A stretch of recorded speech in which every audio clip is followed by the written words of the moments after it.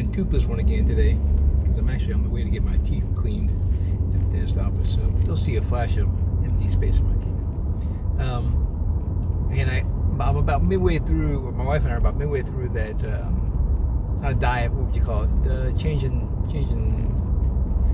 a change in our diet, I guess. I haven't had real sugar, like any kind of processed sugar besides what you find in fruits, for about 2 weeks now. I got another 2 weeks to go, and I'm down 12 pounds.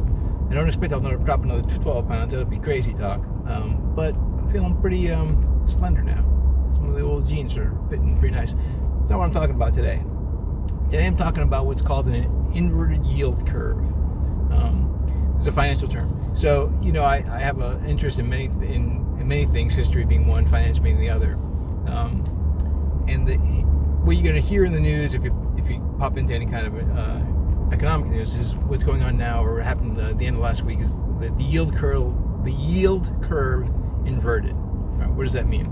Well, when you buy a government bond, you take out a savings bond, that kind of thing, and we were talking about with my wife, she's got a bunch of them from when she was a baby. People used to give these as gifts to babies, a 30-year bond or a 10-year bond.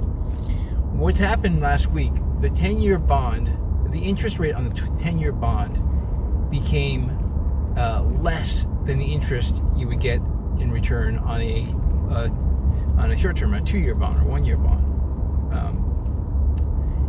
That inverting is a signal that we're heading into a real economic recession, if not something worse. The idea that you'll feel like you get a better return by only loaning in the short term as opposed to loaning over a long period of time talks about the trust that people are having in the strength of the dollar. So this doesn't happen very often. Every time it has happened in the past, it signaled the start of a recession. And again, I've said before, they're not going to tell you outright, hey, we're starting a recession. They're going to tell you just about midway on your way out of it, hey, we've been in a recession for all this time.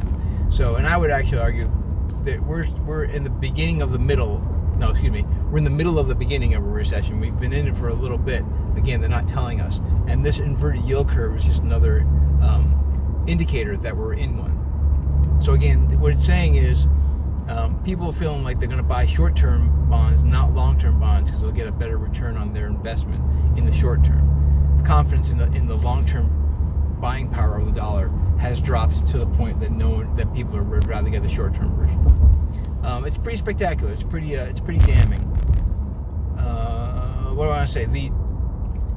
I guess I want to once again encourage you. Now again, who takes financial advice from a guy in his truck who's missing a tooth? Hopefully, nearly nobody.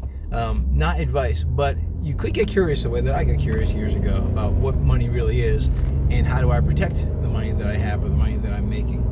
So I once again encourage you to check out silver, like actual silver coins, silver investment.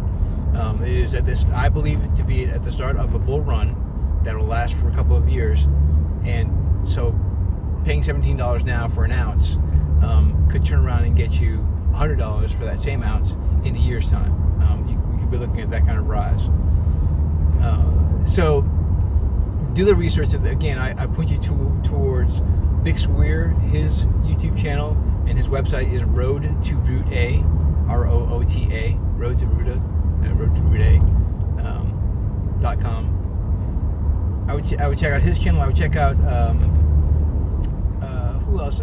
The Dollar Vigilante, Jeff Berwick. He's a very interesting cat. He's he calls himself an anarcho-capitalist. Basically, he's a capitalist to the extreme, where he feels like that no government interference makes any sense in the markets. If markets are pure, that's the best way to do capitalism.